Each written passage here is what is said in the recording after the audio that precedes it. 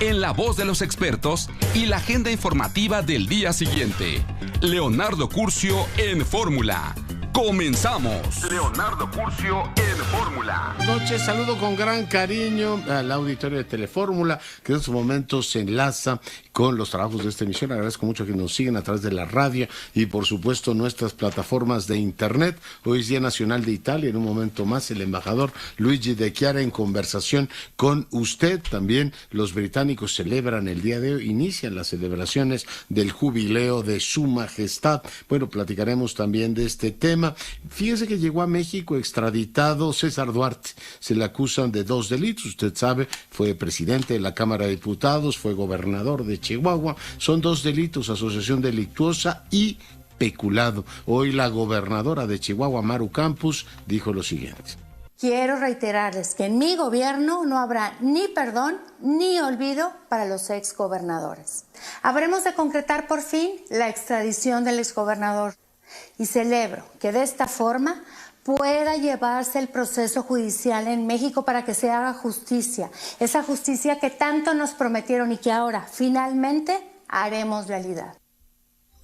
Bueno, y en más información, pactan México y Estados Unidos compromisos ambientales y energéticos. Hoy el presidente volvió a hablar con John Kerry. En la mañanera hizo tejido de bolillos y bueno, pues dijo que no iba a ir, pero a lo mejor sí iba a ir, tanto que dejó correr un itinerario. Dijo, podría ir por Tijuana y luego quedarme hasta el sábado y ya regresar a México. En fin, veremos en qué termina todo esto. Lo que también dejó claro el presidente es que se abre la posibilidad de un recorte presupuestal. Y vamos, como decían algunos de sus colaboradores, lo decía, yo se lo escuché a Poncho Romo, ya de la austeridad republicana a la pobreza franciscana. Esto es lo que anunció hoy el presidente, es que agárrense, habrá que ver cuánto dinero hay para el Fonden. ¿Se acuerdan que habían dicho que siempre habría dinero para los desastres? Ahora que Oaxaca lo tiene, veremos si efectivamente hay suficiente dinero. El secretario de Gobernación hoy dijo que él nunca pediría a un amigo transmitir una amenaza, desestimando pues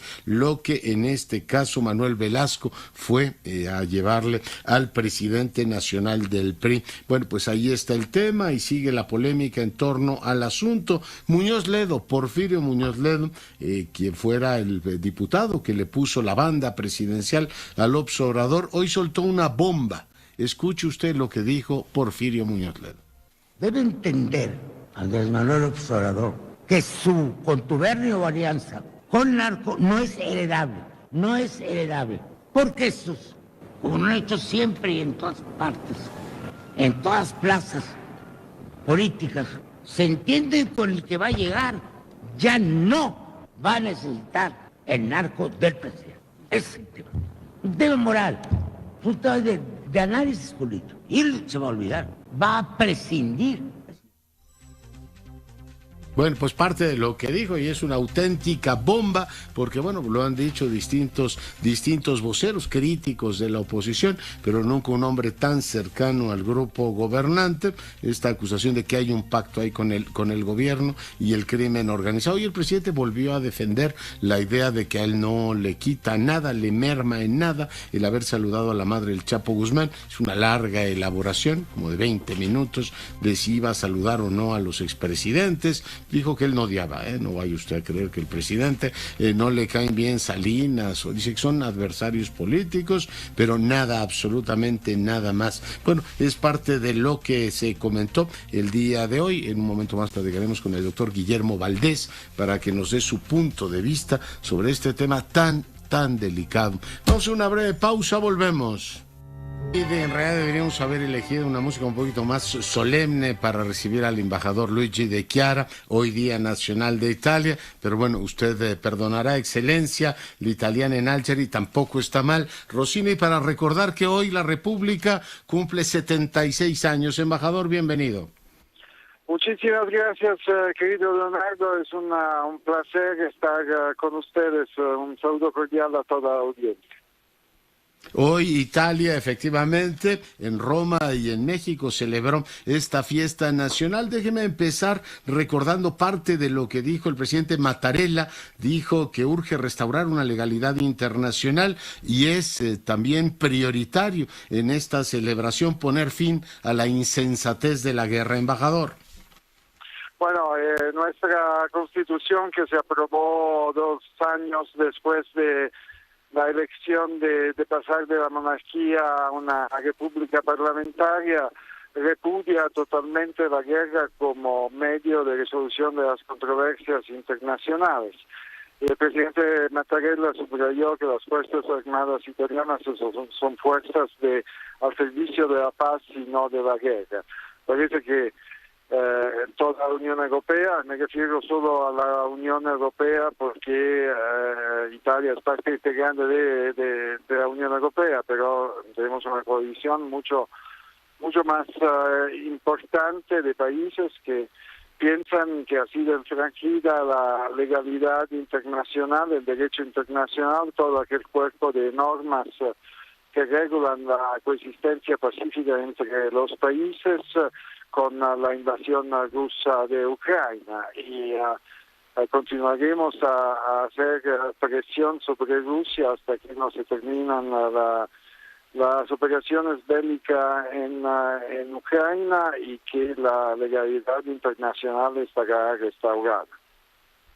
Ya, recordaba el presidente Mattarella que urge restaurar efectivamente una legalidad internacional que ha sido trastocada. Italia ha venido apostando en el plano diplomático junto con sus aliados europeos, pero digamos la parte que le toca también con un plan, ¿no? En 4 etapas para la paz, que ha tenido pues su ruta político-diplomática, embajador. Bueno, no sé si los tiempos son ya maduros para que iniciativas de paz sean coronadas por el éxito.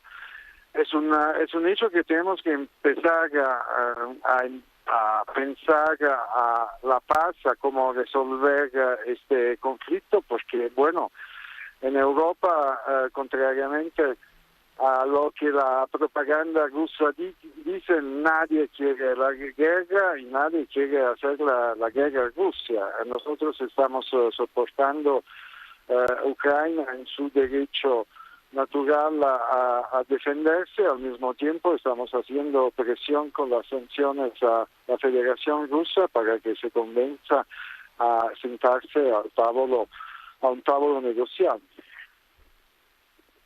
Sí, un tema importantísimo. Hoy el presidente Mattarella también preguntaba y sugería, al celebrar 76 años de República, si nos hemos olvidado, embajador, de los conflictos que a lo largo del siglo XX pues enlutaron a muchos países, empezando por los europeos. Bueno, eso es el problema, es que venimos de un larguísimo periodo de paz y probablemente algunos valores por ejemplo, de la resistencia durante la Segunda Guerra Mundial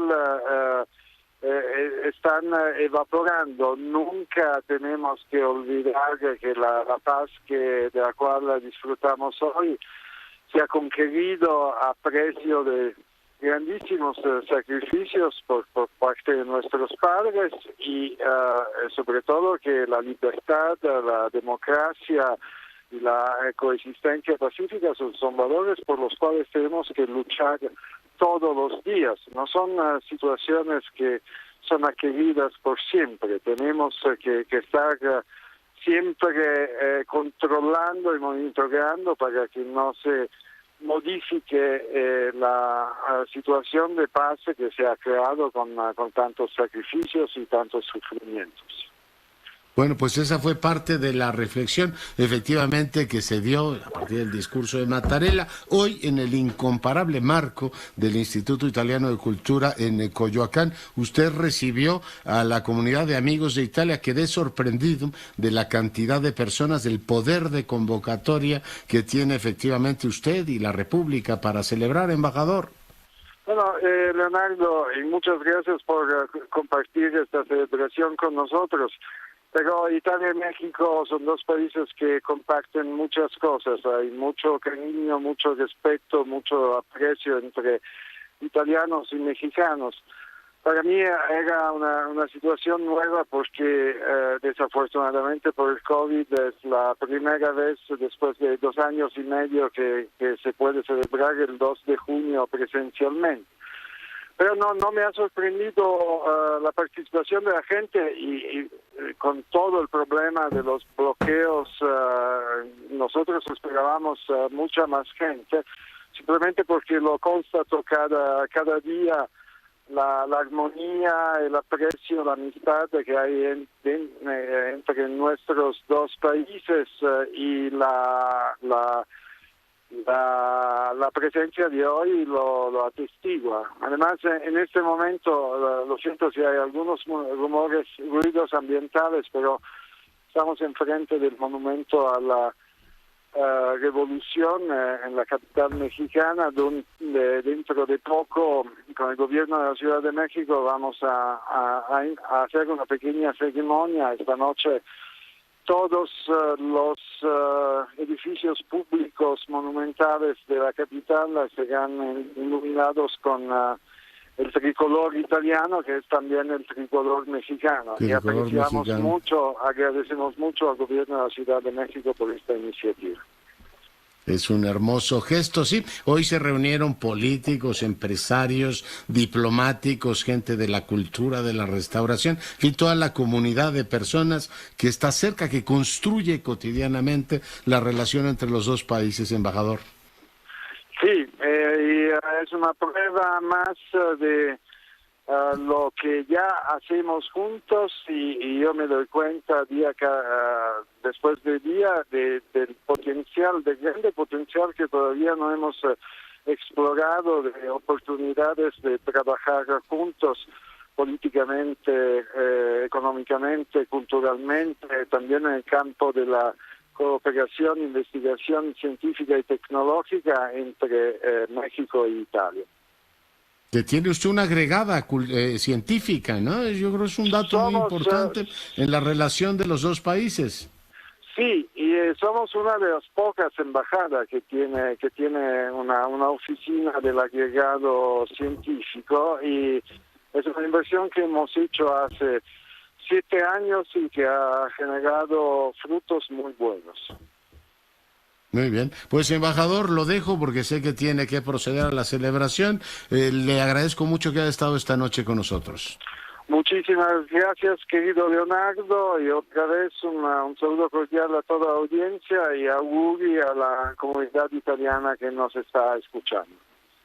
Auguri. Embajador, muchas gracias. Bueno, pues ahí lo tiene. Hoy es el Día de la República. Muy interesante el discurso de Mattarella, y aquí en México, pues impresionante la convocatoria que hoy tuvo en ese bellísimo lugar. Si usted no lo conoce, es una de las citas, si usted nos visita de otras partes del país, es una de las cosas que tiene que ver.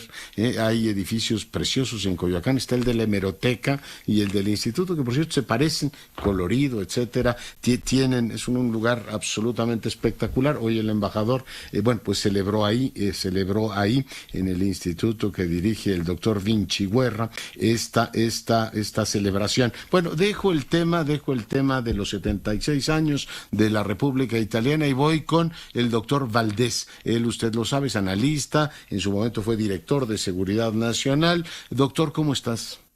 Muy bien, buenas noches, Leonardo, buenas noches a la audiencia.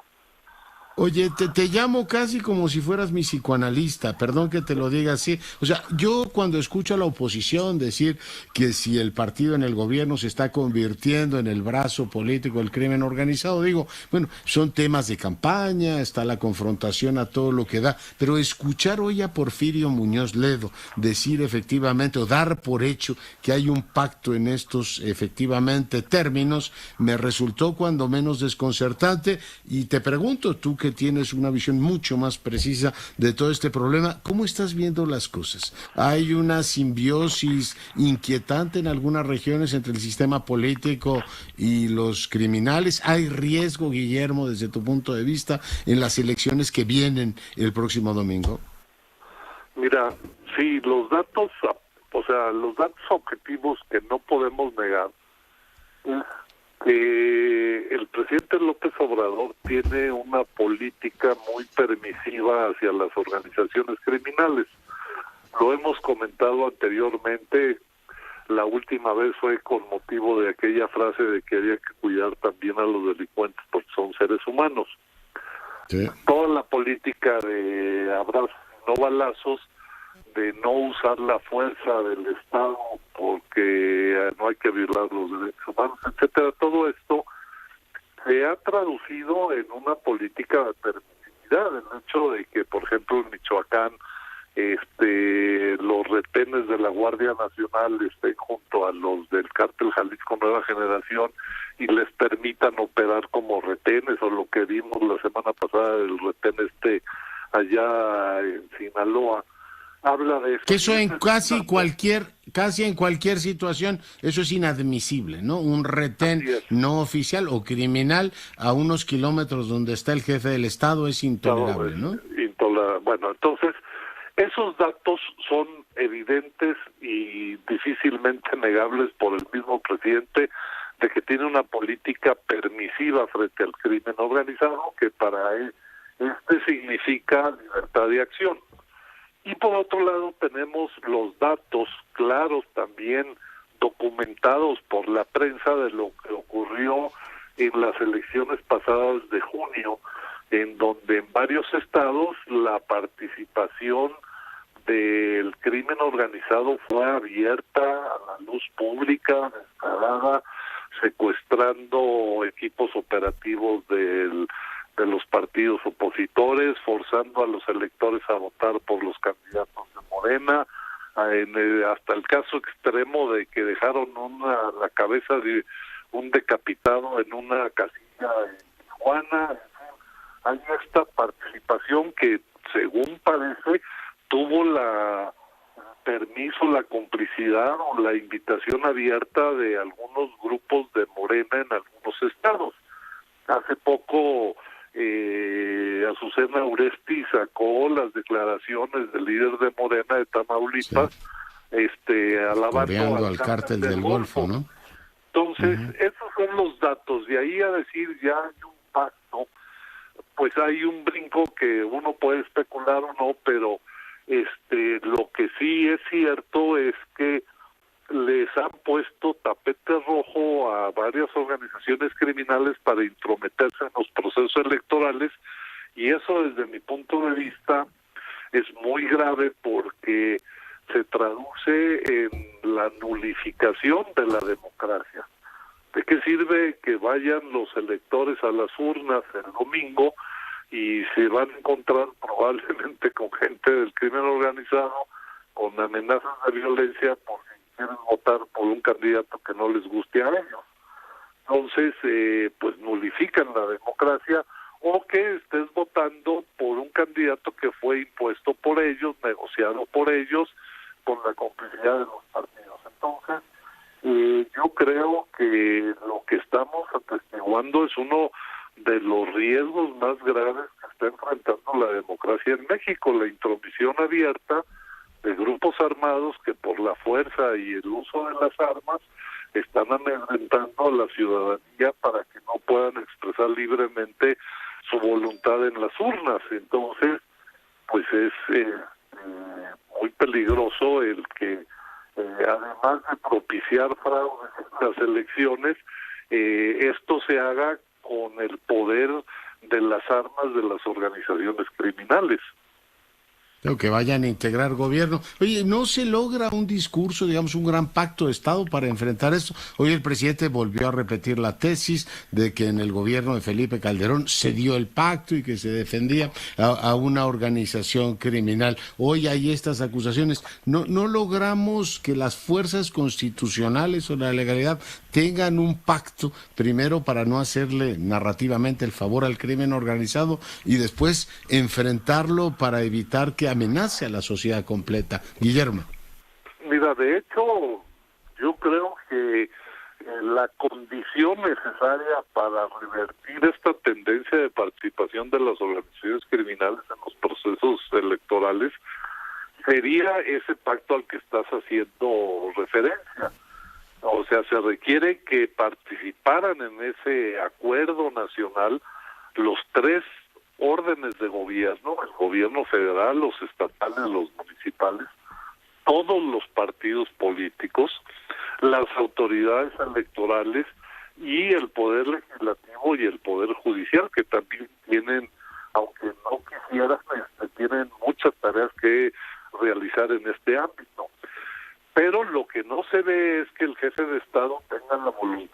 encabezar y de convocar a ese pacto del que surgiera todo un debate sobre cuáles son las medidas fundamentales para impedir estas participaciones, porque la forma como el crimen organizado participa en los procesos electorales están muy documentadas y son muy variadas. Tú tienes, por ejemplo, primero el financiamiento a partidos. Por debajo del agua sueltas el dinero y financias a los candidatos y a los partidos para sus campañas. Esa es una.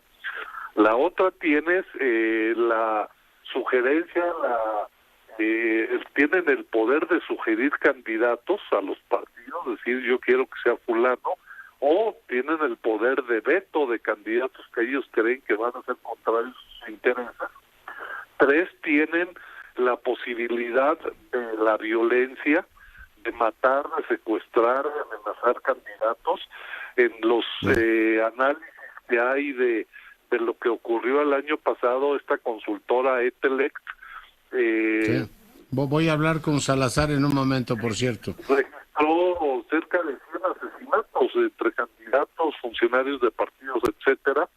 Y luego tienes, que esa fue la novedad del año pasado, la intervención directa en la jornada electoral, en donde comenzaron a operar como una fuerza más en el día de la jornada, secuestrando operadores de los partidos, etcétera. Entonces, frente a esa multiplicidad de opciones del crimen organizado para incidir y nulificar la democracia,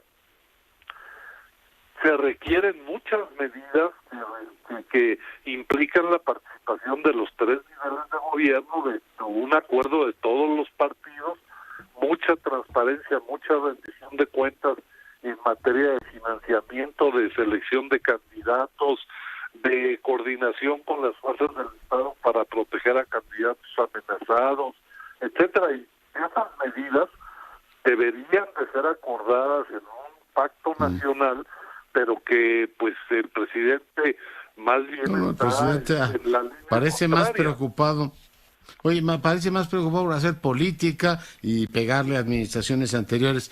Hay otro tema que también te tengo que consultar, doctor, por ser autoridad en el tema. Hoy leí en un periódico, Milenio, que Estados Unidos cazó desde el 2019, dice, 499 terroristas. Yo creo que en casi cualquier condición esto debería ser una nota tremendamente preocupante. Entiendo que tiene ahí algunos temas que precisar, pero ¿qué está ocurriendo? ¿Se está reclasificando la categoría de terrorista o a partir de cierta permisividad México se podría convertir en una plataforma de ataque de operación de organizaciones terroristas? Guillermo.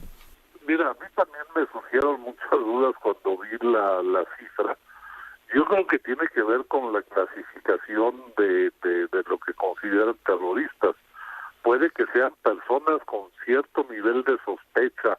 Y además habría que revisar, pero esto evidentemente es difícil, por eso no lo vamos a saber, porque las listas que tienen las agencias de seguridad de Estados Unidos sobre los posibles sospechosos de terrorismo están plagadas de errores, de duplicidades, de gente repetida, de gente, estos homónimos, etcétera. Yo creo que tendrían que hacer una revisión muy a fondo de su información para poder soltar una cifra como esa.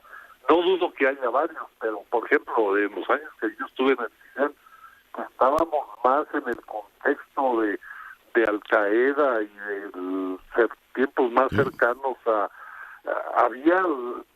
tuvimos 2 o 3 casos de gente sospechosa, realmente uno sí con ciertos elementos preocupantes, pero los otros eran datos realmente que a la hora que los revisas dices, pues no era sospechoso, estaba mal la lista, los antecedentes estaban mal, el nombre estaba mal, etcétera. Entonces, a mí me sorprendió, pero pues habría que preguntarles a los americanos sobre la solidez de esa información. Sí, yo creo que es un buen tema y lo haremos. Guillermo, te agradezco mucho el tiempo que hayas estado esta noche con nosotros. Al contrario, Leonardo, buenas noches y gracias a ti. Gracias. Bueno, pues ahí los tienes, y es que es mucho, que imagínense 500 terroristas en la frontera, ya sería, pues, bueno, pues, ¿qué le puedo decir? Vamos ahora con el doctor Rubén Salazar, director de TELEC. Doctor, ¿cómo estás? Buenas noches. Estimado Leonardo, ¿cómo estás? Muy buenas noches, un gusto estar en tu programa. Oye, pues siempre eres un referente importante. Hace un momento hablábamos con Guillermo Valdés del tuyo. Sí. Has publicado un nuevo informe. Cuéntame cómo están las cifras para este proceso que se avecina. Claro, mira, pues en este proceso electoral, tomando en cuenta que inicia a partir del 1 de septiembre y con un corte que hicimos el 31 de mayo, tenemos un registro de 85 agresiones en las 6 entidades que celebrarán comicios para gobernador y algunos cargos locales este domingo. Sin embargo, debo destacarte 2 datos. El primero es que de estas 85 agresiones, solamente 13 estarán relacionadas con los procesos electorales locales. Y de estas 13 agresiones, únicamente 11 impactaron en contra de precandidatos y candidatos, sin que hasta el momento, Leonardo, y este es el dato trascendente, haya víctimas mortales entre los aspirantes, ¿no? Algo que no se veía desde cualquier tipo de proceso, ya sea federal o local no concurrente, desde el año 2007, que era una tendencia que ya se había observado desde el proceso de hace un año, de lo que había dado cuenta el propio indicador de violencia política de TELEC. Hace un año perdieron la vida 102 políticos, de los cuales 36 eran tanto aspirantes como candidatos, una reducción en relación a las cifras del proceso del 18, en donde fueron asesinados 152 políticos, de los que 48 eran candidatos y aspirantes a puestos de elección. Es decir, ya era una tendencia descendente que también me parece se explica en parte por diversos aspectos estructurales de estos comicios.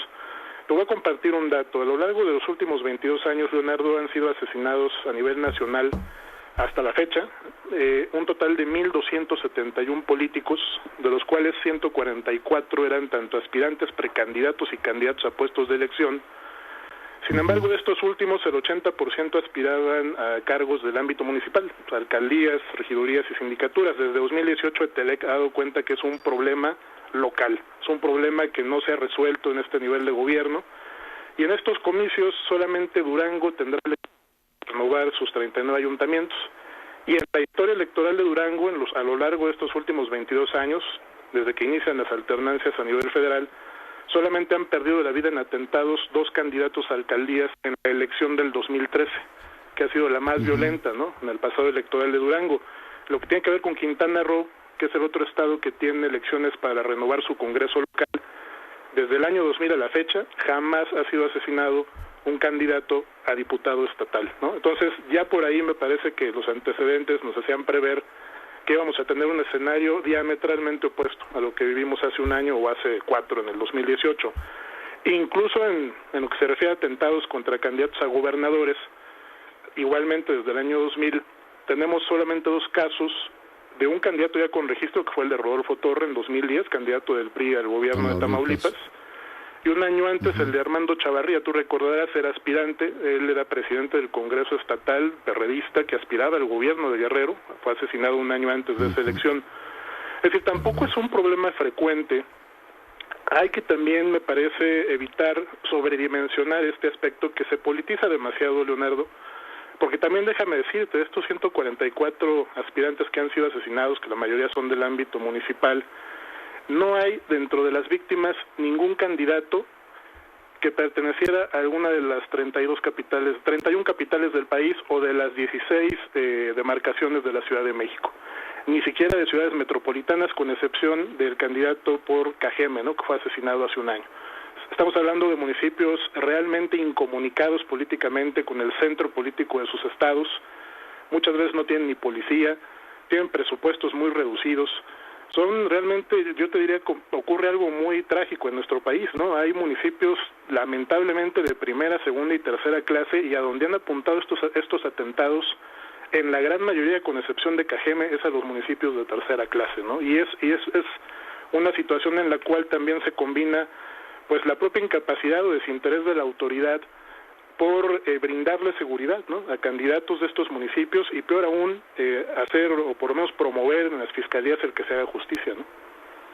Muy bien, pues el informe está disponible y yo te agradezco que compartas la información puntual con nuestro auditorio y te mando un abrazo. Un abrazo, Leonardo, muy buenas noches.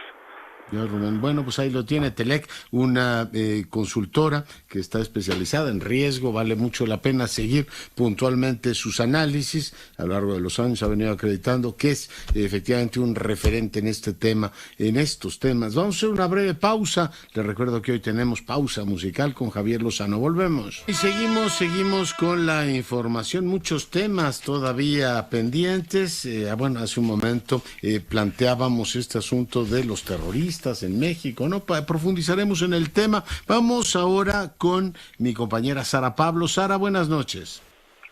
¿Cómo estás, Leonardo? Muy buenas noches. Hoy el presidente Andrés Manuel López Obrador pues habló de nueva cuenta de las elecciones, dijo que está garantizada la seguridad para que todos los ciudadanos salgan a votar en las 6 entidades donde habrá comicios y hasta ahora no existe ningún reporte de que no se vaya a instalar alguna casilla. Dijo que de cualquier modo la Guardia Nacional pues estará pendiente para brindar protección a los ciudadanos y sobre todo dijo que bueno, pues la gente debe salir a participar para evitar que haya trampas en los comicios, que haya algún tipo de fraude. Hay tranquilidad, hay ruido en los medios, pero es lógico, porque se está a unos días de las elecciones y siempre es así. Pero no hay ningún indicio de violencia. Y bueno, pues a propósito de este ruido político, Leonardo, hoy estuvo, como todos los días prácticamente, en Palacio Nacional el secretario de Gobernación, Adán Augusto López Hernández, quien fue cuestionado sobre esta grabación que dio a conocer el dirigente del PRI, Alejandro Moreno, con la que asegura fue amenazado por el gobierno para respaldar la reforma eléctrica, todo esto vía el senador del Partido Verde, Manuel Velasco, y bueno, pues dice que él, por supuesto, no mandó ninguna amenaza. Dice, ¿usted cree que con este tono de voz yo voy a amenazar a alguien? Pues no. Señaló que es amigo de Manuel Velasco y que nunca le pediría que transmitiera un mensaje de esta naturaleza. En esta segunda entrevista que concede afuera del Palacio Nacional, en los últimos días después de que antes pues él decía que no daba declaraciones, hoy indicó que en este gobierno se actúa de manera distinta y que a la gente no se le debe olvidar que quienes compraron los votos para la reforma energética fueron ellos y confío en que estas prácticas, dijo, queden en el pasado. Esto señaló. Mi amigo es una gente a la que yo estimo.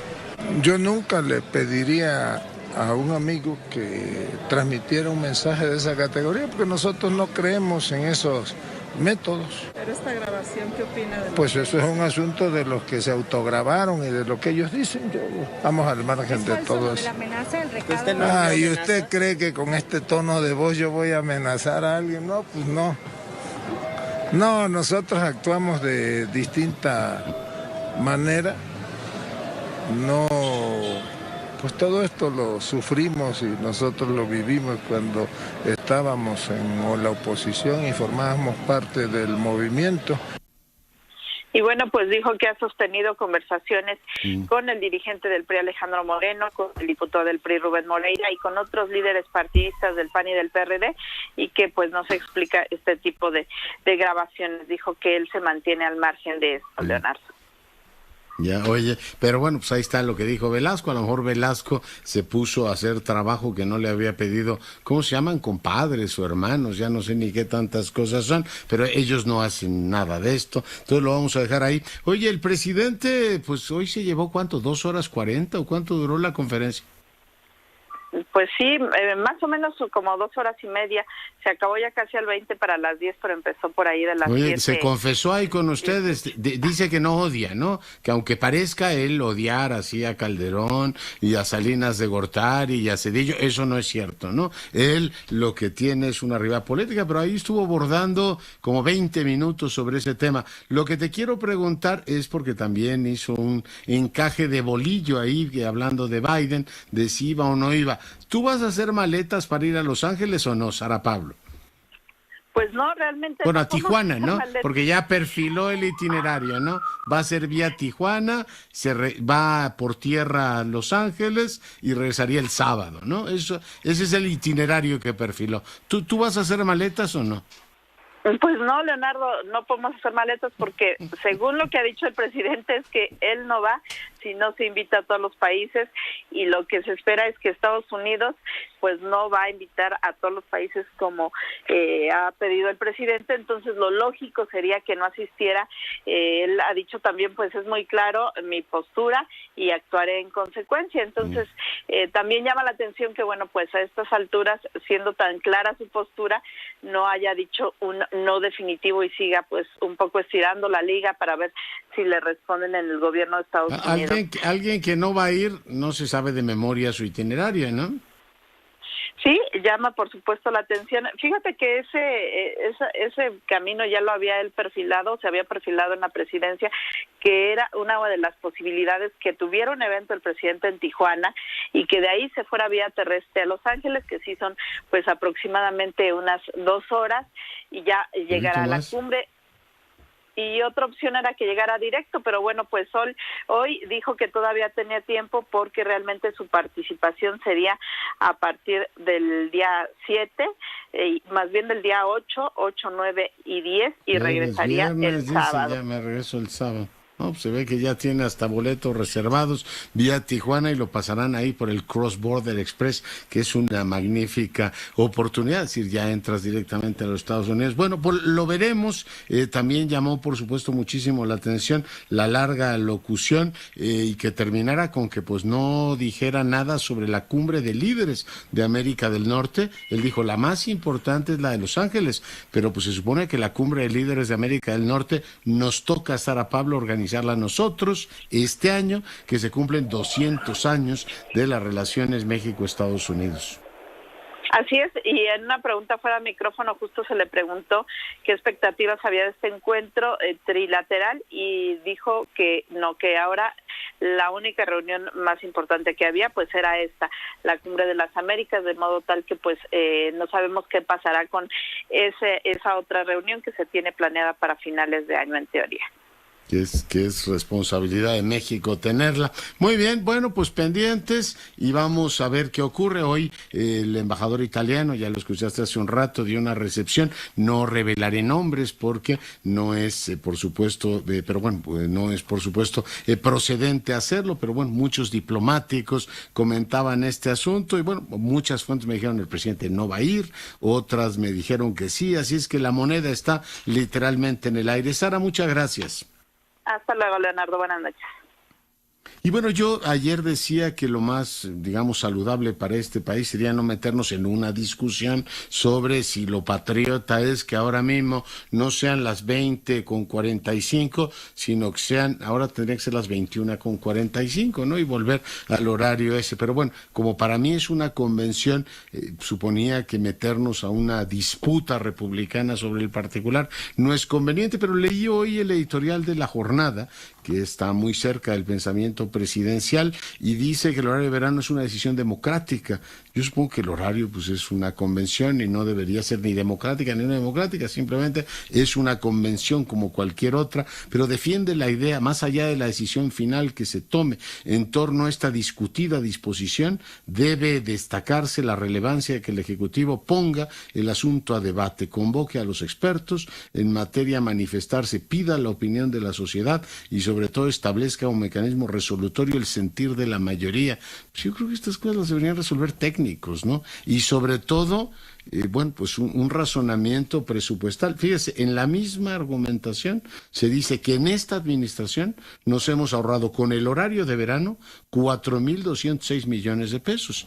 Si a mí me pones, en este caso, a decir, oiga, ahorrarnos 4,000 millones es bueno, el presidente ahí tuvo una larga locución sobre cambiar focos y todo lo demás. Oiga, 4,000 millones, presidente, es casi otra kermés como la que organizó para la revocación de mandato, no está mal como ahorro, ¿no? Entonces, Tampoco sea moco de pavo, ¿no? Ya que haya gente que esté con problemas de dormir una semana, porque me parece que se exagera muchísimo el argumento, pero en cualquier caso, pues la propia editorial de La Jornada dice un ahorro de 4.206 millones. Pues yo digo que sí, ¿no? Y ahorrar energía es una buena idea en casi cualquier circunstancia. Así es que si además es monetizable, pues yo supongo que no hay que organizar muchos debates para esto, ¿no? Sino la racionalidad en términos de uso de energía y pues dejárselo a los técnicos, ¿no? Pero pues ya lo platicábamos ayer, lleva 20 años con este tema y por supuesto ahora que es presidente se dará el lujo precisamente de cambiar el horario, cuando este país pues tiene, digamos, otros temas que sería prioritario abordar. Pero bueno, ¿cómo estarán las cosas? Que ya recurrimos al arma secreta del horario de verano. Vamos a la pausa musical. Cuídese y sea rabiosamente feliz. Se lo merece.